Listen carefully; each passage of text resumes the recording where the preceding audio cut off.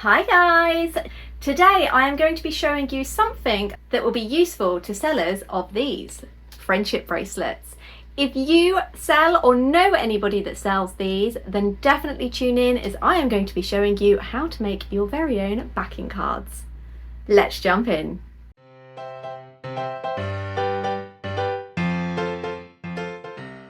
Okay, so before we jump into today's video, I need to say a big apology.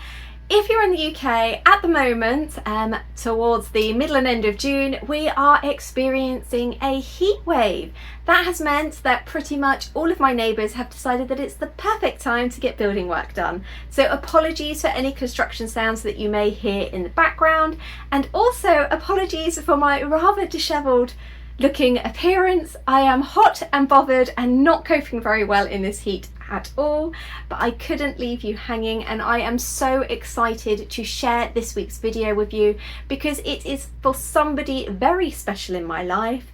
Chibi Jr. has decided that she wants to start her own business, and of course I am being fully supportive. She has decided she is going to start out with bracelet cards, and when we discussed packaging, she knew that she wanted to create something that she has seen Mummy make for other businesses.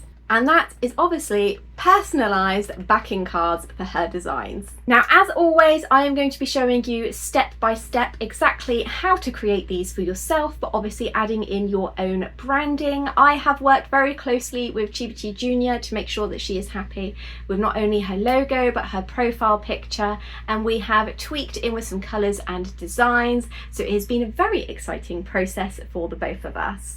Now, the most important part of this design is the cardstock that you choose to use. That's why I am obviously going to be using Paper Cutz. Today we are going to be using both a matte and a gloss, and it is really important that if you want the double-sided design that I show you in this video, that you make sure that you use the double-sided photo paper. I will drop links for both of these in the description box. We have used the 300 GSM as it is nice and sturdy, but it is not so thick that when it flexes it creates creases. In my opinion, it is the perfect thickness for these backing cards. I'm going to be showing you how to cut the designs on my Silhouette Cameo. You can probably create them on the Cricut or Cricut as well, but it is not a machine I have, so I'm afraid I wouldn't be able to guide you through the software, but it is literally just a few simple shapes and the ability to print and cut.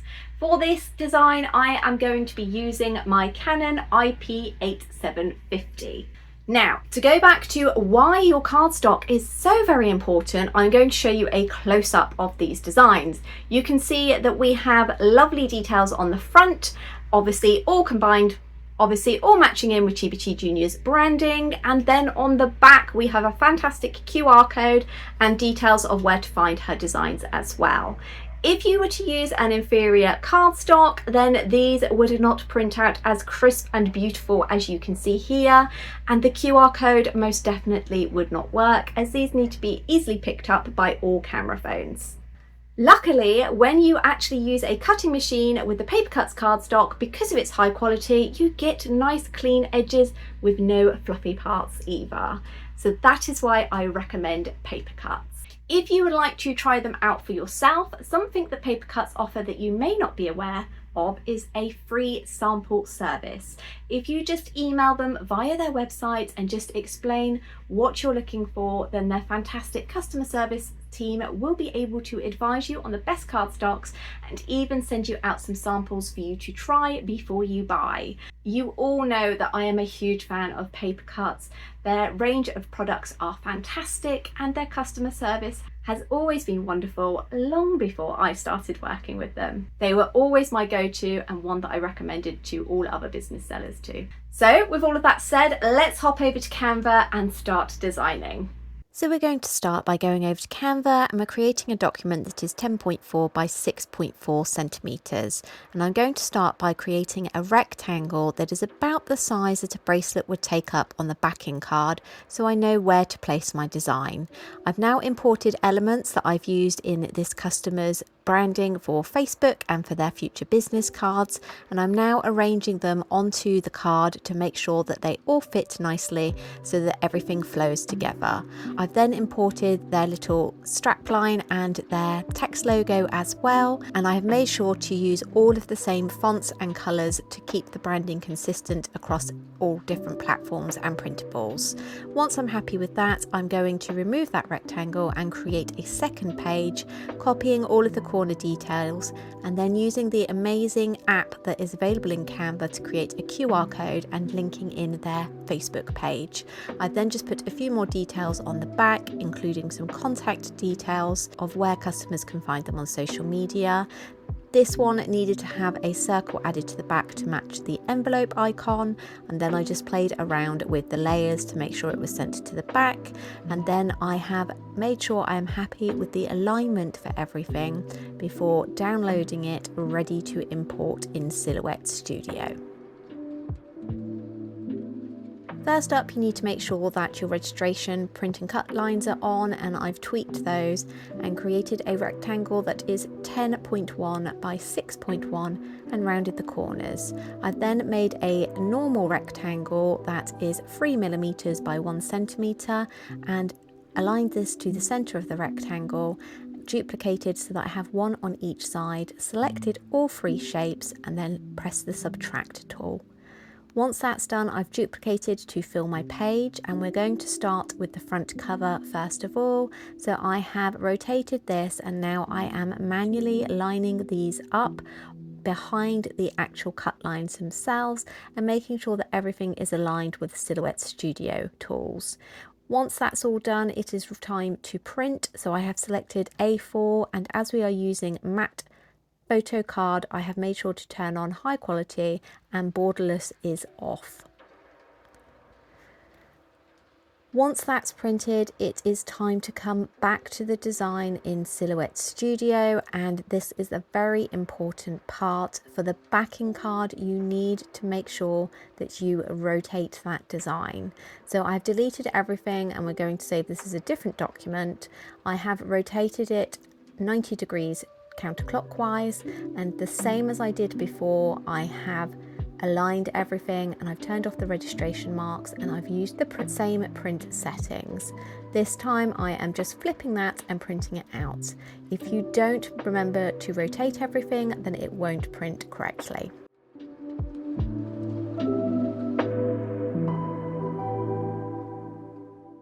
Now, because we remembered to flip the image on the other side, it means that when these are cut out, they will be up the correct way. We've also made sure that we only have registration marks on the front side, as we really don't need them on the back because we're not going to have that facing up. It's going to go down on the cutting mat, and then everything should hopefully match up. So let's get cutting. So obviously we're now going to cut this on the silhouette, and one of the most important things is that obviously your mat needs to be sticky enough to secure your actual your cards, but not so sticky that it tears up or marks the other side, because we are making a double-sided cutout today. So if you find that you have got a super sticky mat, then you can actually run your hand over the area a few times just to kind of release a bit of that sticky, or you can also use an old piece of clean fabric that will just put a few fuzzies down just to relieve some of that extra sticky. Once that's done, it's time to cut.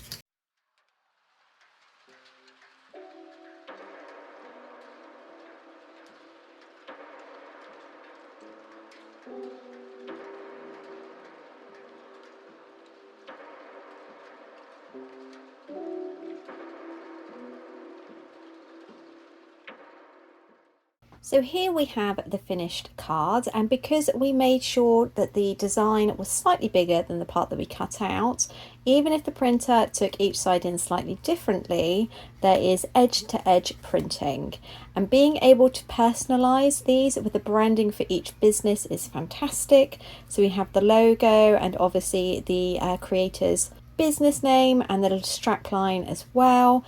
And this is my favorite thing on the back. If this is scanned with a mobile phone, it will take them straight to the business's online shop, and obviously this is perfect for backing cards like these, because if they're given as a gift, then the recipient can just scan and shop. Now you might be wondering, how are these used? So this size here has been designed with an adult bracelet size in mind. So you just pop this in like so, and because the card is 300 GSM, it is nice and thick, but not so thick that it would start bending and creasing when you're trying to add the bracelet on. So here we can see the reason I added that spacer in the middle when we were designing in Canva was to make sure that when the bracelet was added, it wasn't going to cover any of these key elements here.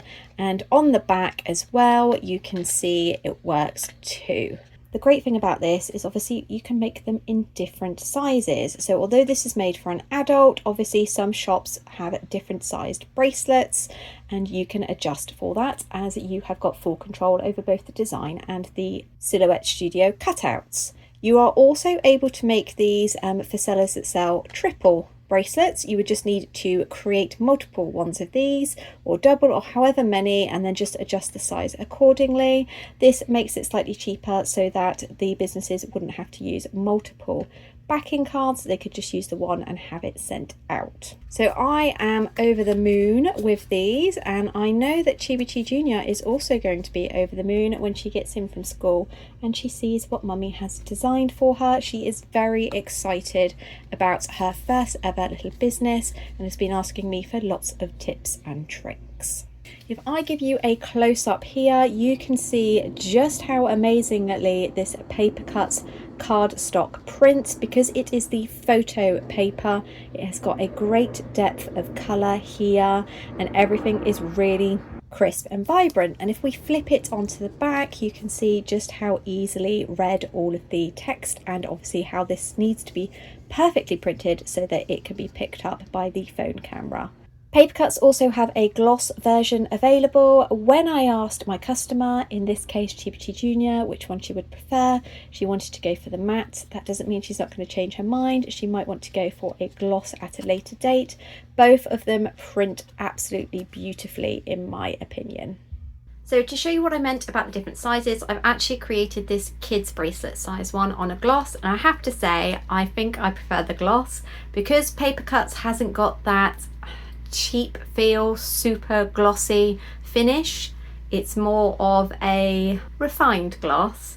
This looks really fantastic. It's more like a business card that you would get the finish. So I think this looks really good with the bracelet backing cards. Now obviously for children's size bracelets you could in theory use the adult backing cards, however in transit these will get stretched out, which is obviously not how you want your customers to receive them, and I am trying to set up Chibi Jr. to make sure that she has everything possible to make her successful.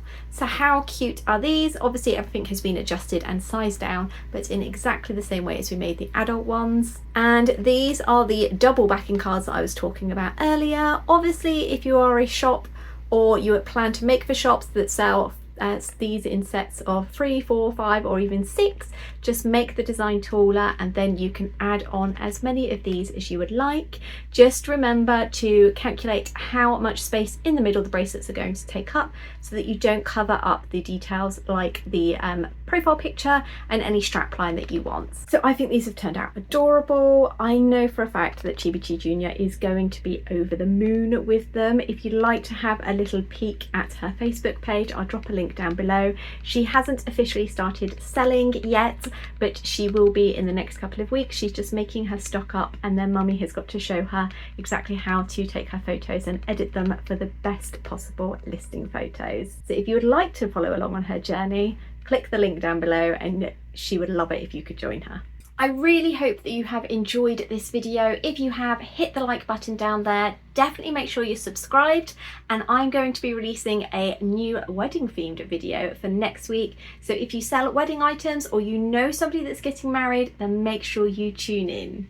Thanks so much for watching. A great big huge thank you to Paper Cutz for not only sponsoring today's video, but supplying the fantastic photo cardstock that I have used in both gloss and matte to create Chibi Jr.'s wonderful backing cards. I've dropped links for everything that I've used in today's video in the description box. And I will see you next time. Bye!